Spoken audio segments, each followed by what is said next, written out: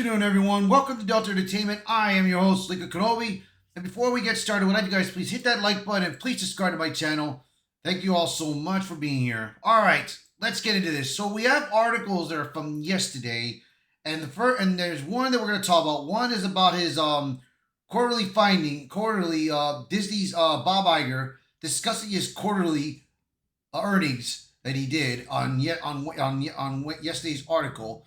And then we have an Emmy host who is kind of disrespecting Bob Iger at the moment. So let's take a look at this first article.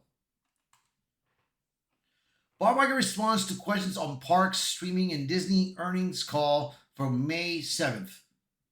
So let's hear what he's got to say. Today, May 7th, yesterday on May 7th, Disney presented its regular live earnings call. That Park Place was following along and posting updates live throughout the call. So we could have watched the video from Valiant Renegade, but of course it got disabled. So right now what we can do is just read the parts that we got. At 8:07 a.m., pre-marketing trade for Disney shared of the earnings call was about 6.87. At 8:33, Bob Iger touted that the announcement of a new Disney park in Abu Dhabi. Bob was in the UAE for the call. He said that Disneyland Abu Dhabi will be authentically Disney. He claimed that the park will combine classic Disney stories and characters with the cultures and tastes of the Middle Eastern region. Disney will oversee the design and license the IPs, while Miro will foot the bill. He said that Imagineering is already working on the new park. Our focus must always be on building for tomorrow. That's what he said.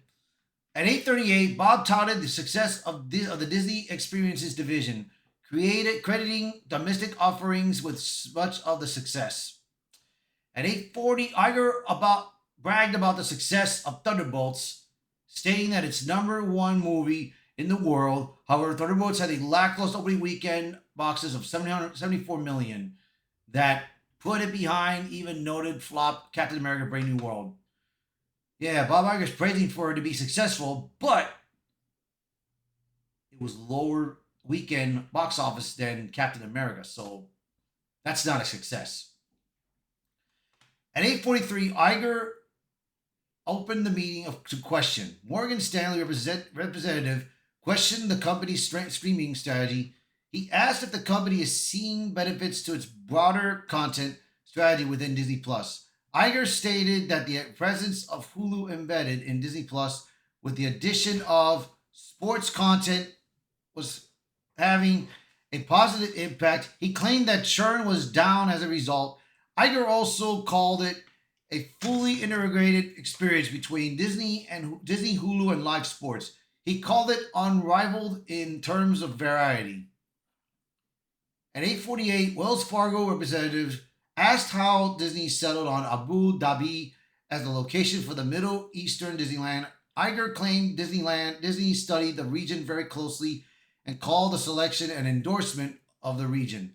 Iger noted that trips to Disney's other 6 locations were lengthy for people in the Middle East and said that Disney wanted to bring the experience to that region. On Valiant Renegade's live stream, the park places John S. J. Campbell. This fell into his lap and he's pretending it was his idea. Interesting. At 8:50, Bob said that all the places Disney could choose for this new theme park, there was no place better than Abu Dhabi. He referred to it as the right choice. At 8:53, Iger was asked how confident he was about the company's upcoming slate and whether Marvel could continue to be a major player for Disney in the wake of Thunderbolts. Iger ran down the upcoming slate for the next 2 years.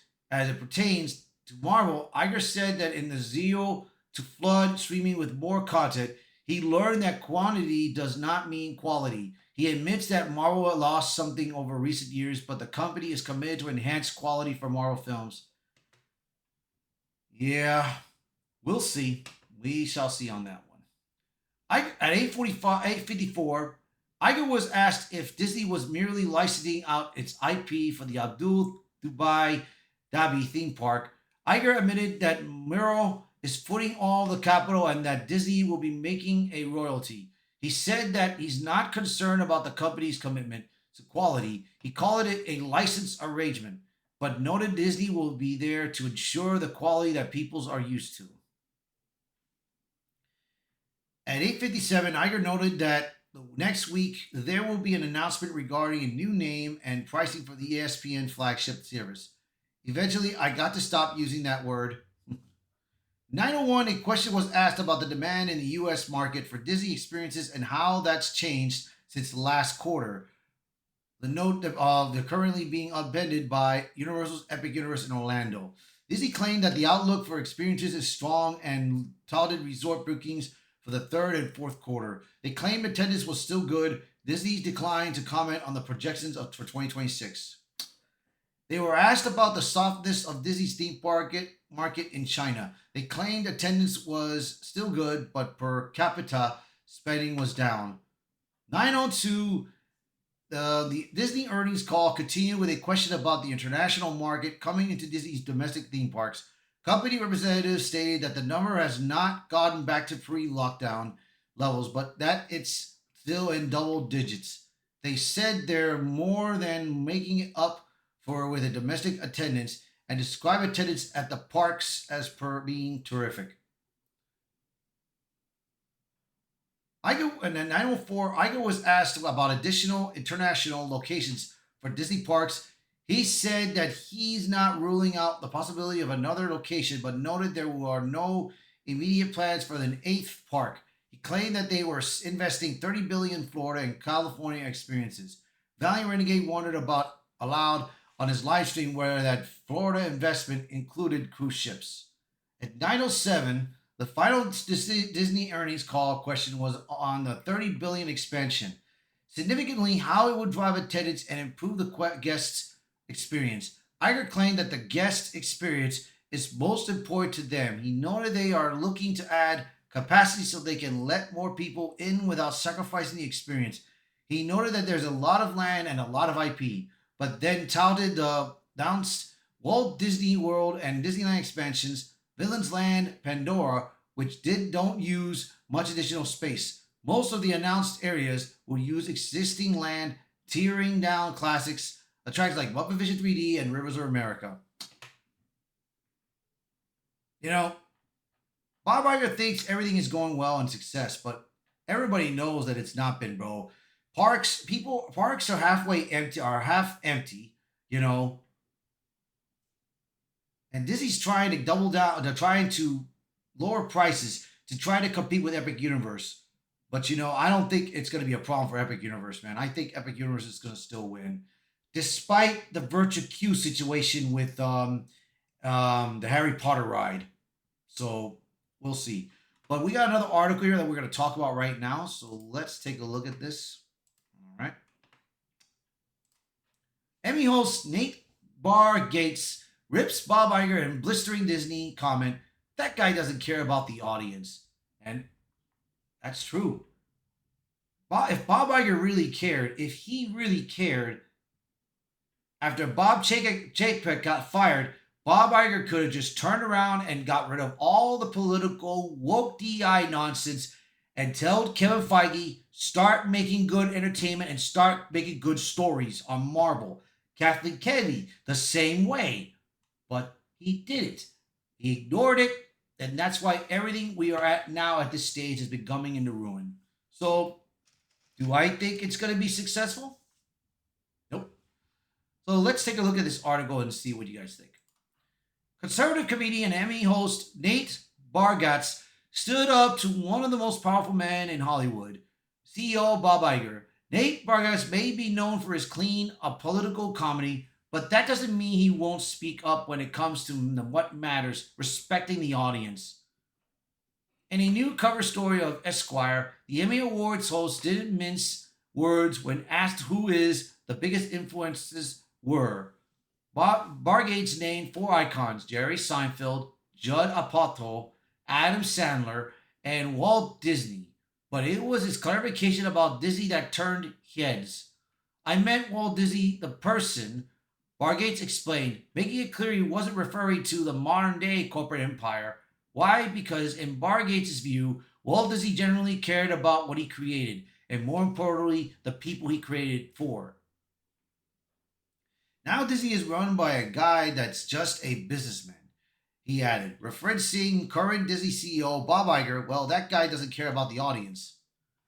That blunt statement landed like a thunderclap and a thunderstream long accuse of putting shareholders ahead of customers, and coming from Bargates, someone with a reputation for avoiding controversy, it's even more damning. The content, the comment reflects a growing sentiment among fans and creators alike that Disney's under Iger's leadership has lost the spirit of its founder in the favor of corporate maneuvering and soulless brand management. Under Bob Iger's leadership, Disney has become emblematic of the corporate shift away from storytelling and toward IP acquisitions. Since his return as CEO in the late 2022, Iger has faced criticism for leaning into politically charged content, greenlighting reboots filled with ideological messaging, and alienating core fans with a series of decisions that prioritize investors' optics over audience satisfaction.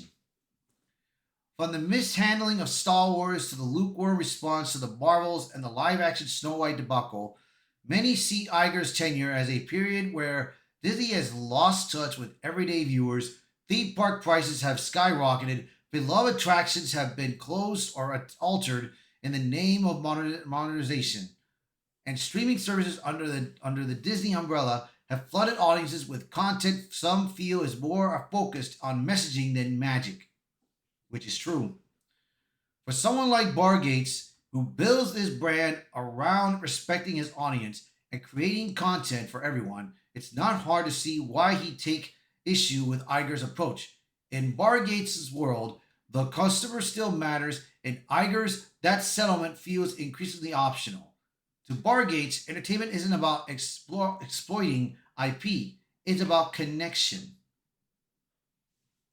I don't want anybody to feel bad or uncomfortable. He told the Hollywood Reporter in a separate interview last December. It would break my heart if someone thought that I thought I'm better than them and I want to be for everybody. I mean, that's the goal. That philosophy doesn't just define his comedy, it defines his approach to businesses. His new company, Nateland Entertainment, is rooted in delivering family friendly content that welcomes everyone, not just niche audiences. It's a stark contrast to modern Hollywood's obsession with identity checkboxes and activist storytelling. I grew up eating at chain restaurants and going to Walmart.